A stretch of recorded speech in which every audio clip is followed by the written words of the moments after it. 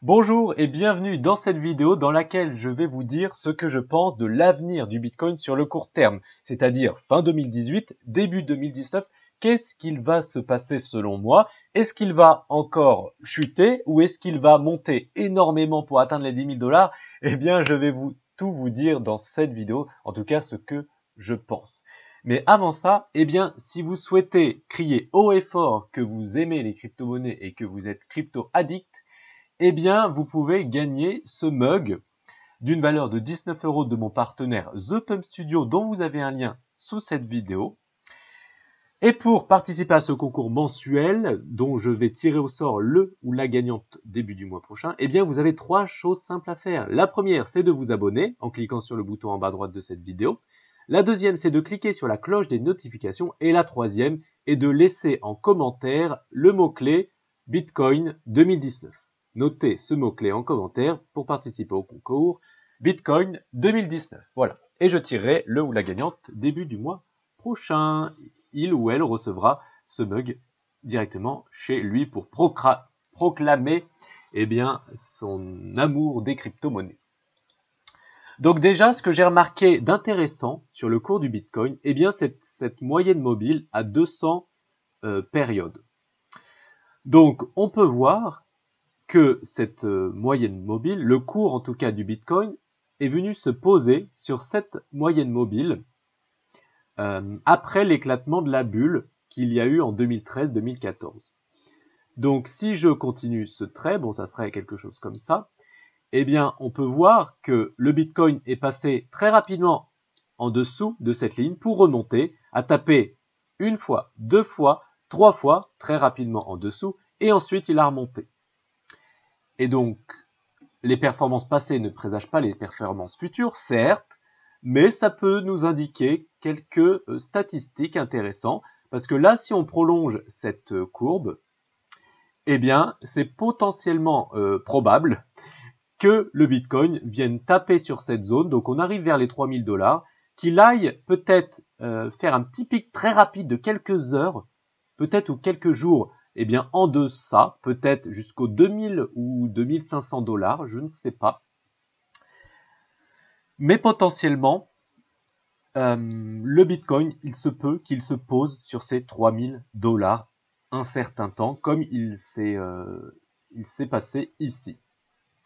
Et ça, c'est la première chose à faire. Il y aura sûrement un gros support aux 3 000 $, surtout que, quand on regarde ici, on voit qu'il y a un tarif intéressant à 2 900, 3 000 $. D'accord? Ça, c'est la première chose. Ensuite, la deuxième chose, c'est que vous pouvez voir que dans le passé, toujours en décembre, janvier, février, dans ces eaux-là, c'est pas forcément et décembre et janvier et février, mais c'est dans cet intervalle-là, on peut voir que le Bitcoin chute. Vous voyez le premier point et le deuxième point? Chute. Là, chute. Là, toute petite chute. Là, chute. Bon, là, en fait, je suis très reculé, donc on croit que c'est des petites chutes, mais c'est des énormes chutes. Et là, chute. Du coup, ce qui peut se passer, c'est que là, en décembre, janvier, peut-être plus, février, chute.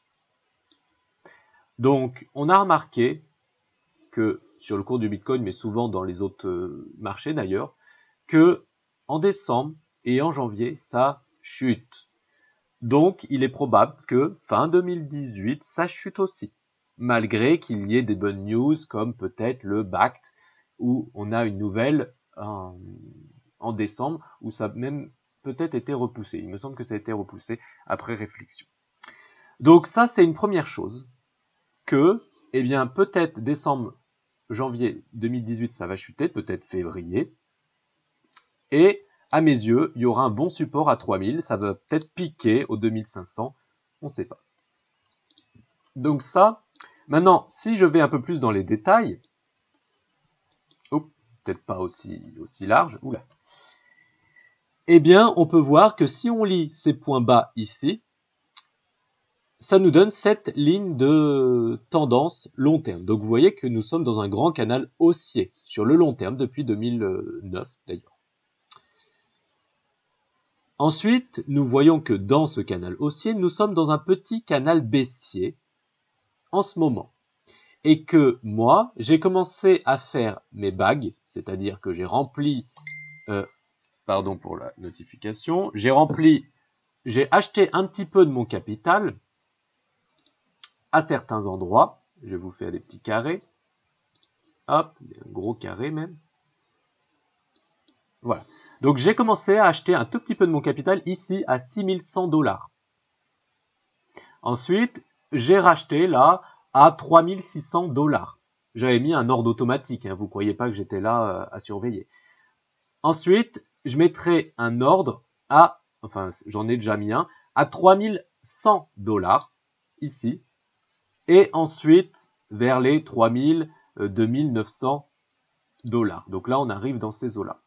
Et donc, moi, j'achèterai par palier durant toute la chute. Et c'est pas sûr que ça chute, ça peut continuer ici et augmenter.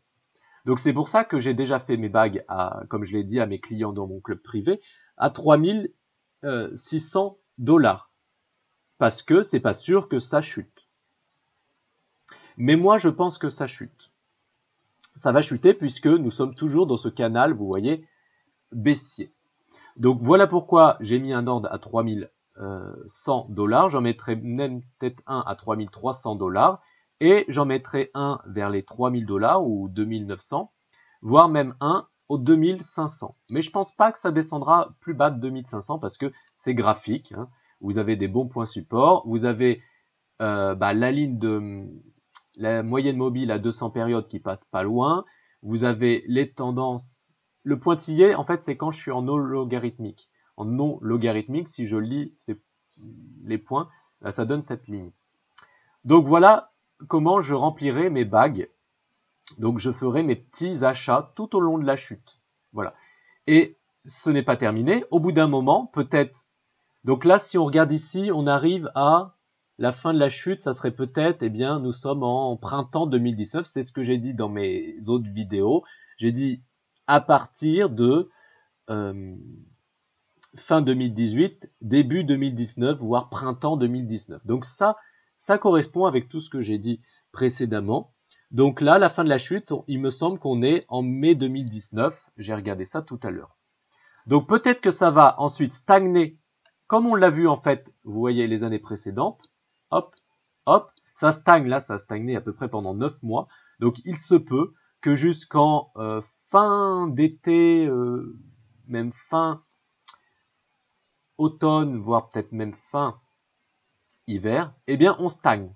Après on stagne ici. Vous voyez, ça va faire ça. Oh, c'est horrible ce que je fais. Hop. Ça va faire ça, on va dire, hop, hop, hop, hop, comme on a vu ici. Hop, hop, hop, hop. Sur cette moyenne mobile qui est passée là. Donc là, on va peut-être faire pareil. Et du coup, eh bien, fin 2019 seulement, hein, peut-être, je ne sais pas, en été, peut-être en automne, peut-être en hiver, mais fin 2019, ça va peut-être commencer à remonter. Donc ça, c'est ce que je pense. Mais ceci est invalidé si, bien sûr, le cours casse ce canal baissier. Vous voyez, si le cours fait ça, va remonter peut-être sur le court terme là, peut-être jusqu'au 5000, va rechuter, et ensuite si il fait ça, il commence à stagner comme ça, et remonter comme ça, et voilà. Du coup, ça montera peut-être plus tôt, et on descendra peut-être pas aussi bas que ce que je viens de dire ici. Donc ce qui invalide mon scénario ici, que je viens de citer, eh bien c'est que ce canal, vous voyez ce canal là, baissier, soit cassé vers le haut, mais pas pendant, je parle pas pendant une semaine, hein, parce que vous voyez que là, ça a cassé vers le haut, mais pendant une semaine, et par la suite, ça a chuté comme pas possible. Donc, faut bien que ça dure pendant plusieurs semaines, voire mois. D'accord, qu'on soit bien sorti. Parce que là, on a stagné pendant un mois et demi, mais ça a bien cassé, à la baisse. Donc, faut stagner pendant très longtemps, et après remonter. Et ce que je voulais dire tout à l'heure, c'est que si on fait le range ici, eh bien moi, je remplirai mes bagues ici. Hop. Oula, ça c'est moche. Donc, à la sortie du range. Donc, quand j'investis là par palier sur la chute, j'investis quelques pourcentages. 5%, 10% maximum. Et il m'en reste peut-être 50% que j'investirai quand je suis sûr que ça remontera. C'est-à-dire fin 2019 peut-être.